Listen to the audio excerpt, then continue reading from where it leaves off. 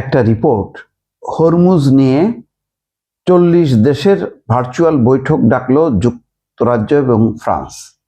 এটা মেসেজটা বুঝতে পারছেন যে ডোনাল্ড ট্রাম্প, আমেরিকা, ইসরায়েল যেভাবে হরমুজ প্রণালী অবরোধ করে ইরানকে বাধ্য করছে চালু করতে, এই পথে ইউরোপ যেতে চায় না, এই পথে চীনও সমর্থন করে না, রাশিয়াও সমর্থন করে না।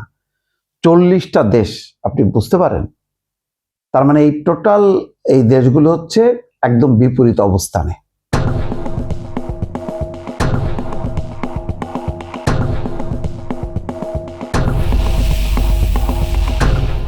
আমেরিকা ইসরায়েলের দৃষ্টিভঙ্গি নিয়ে না, তাদের দৃষ্টিভঙ্গিটা হচ্ছে অ্যাগ্রেসিভ, যে ধ্বংস করো, এবং ইসরায়েলের যে পরিকল্পনা গ্রেটার ইসরায়েল সেটা বাস্তবায়ন করো।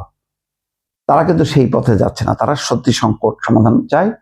ইরানও চায়। ইরান কি চায়? ইরান আজকে যে আইন করলো, টোল দিতে হবে হরমুজ প্রণালী নিয়ে, এই যে তাদের যে অবস্থানটা, এই অবস্থানটার মূল কারণ হচ্ছে যখন আক্রান্ত হলো ইরান, যখন আক্রান্ত হলো তখন ইরান দেখলো যে ওখানে টিপ না দিলে জ্বালানি সংকট তৈরি হবে, এবং জ্বালানি সংকট তৈরি না হলে এই যুদ্ধবিরতি, যুদ্ধ আলোচনা এটা হবে না।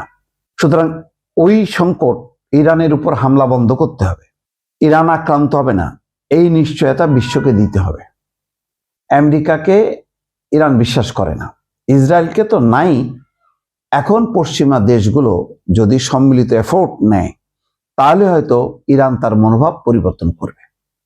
এটাই হচ্ছে বার্তা, আমি যতটুকু বুঝি। প্রায় 40টি দেশের নেতাদের নিয়ে শুক্রবার আজকে ভার্চুয়াল বৈঠক হবে, এবং এর আয়োজক হচ্ছে যুক্তরাজ্য এবং ফ্রান্স। বৈশ্বিক বাণিজ্যের জন্য অত্যন্ত গুরুত্বপূর্ণ বলে বিবেচিত নৌপথ হরমুজ প্রণালী আবার চালুর উদ্যোগ নিয়ে এই বৈঠকে আলোচনা হবে। গত 28 ফেব্রুয়ারি হামলা শুরুর পর থেকে এই হরমুজ প্রণালী কার্যত বন্ধ আছে, মানে 1 মাসেরও বেশি সময়। অন্যদিকে ওয়াশিংটন গত সোমবার ইরানের বন্দরে প্রবেশ বা সেখান থেকে বের হওয়া জাহাজের উপর অবরোধ আরোপ করে, তার মানে সংকটটা আরো বাড়ালো। যুক্তরাজ্য ফ্রান্স আয়োজিত বৈঠকে প্রায় 40টা দেশের নেতারা ইরানের যুদ্ধবিরতি সমর্থনের পাশাপাশি হরমুজ প্রণালীতে জাহাজ চলাচলের নিরাপত্তা নিয়ে আলোচনা করবেন বলে আশা করা হচ্ছে। যুক্তরাজ্যের কার্যালয়ের এক বিবৃতিতে বলা হয়, বিশ্ব নেতারা প্রণালীটি আবার চালু করতে একটি আন্তর্জাতিক মিশন গঠনের উদ্যোগ নেবেন। তো এই হচ্ছে ব্যাপার। এখন কবে চালু হবে, কবে ঠিক হবে, কারণ এর মধ্যে জানা যাচ্ছে যে যুক্তরাষ্ট্র ইরান দ্বিতীয় দফা বৈঠকের তারিখ এখনো ঠিক হয়নি। পাকিস্তানের পররাষ্ট্র মন্ত্রণালয়ের মুখপাত্র তাহির আন্দ্রাবি আনুষ্ঠানিকভাবে বলছে যে এখনো চালু, মানে তারিখ ঠিক হয়নি। ট্রাম্প বলছে যে 2-1 দিনের মধ্যে। এখন 2-1 দিন বলতে কবে সেটা বোঝা যাচ্ছে না, কারণ এখনো কিন্তু তারিখটা নির্ধারণ হয়নি।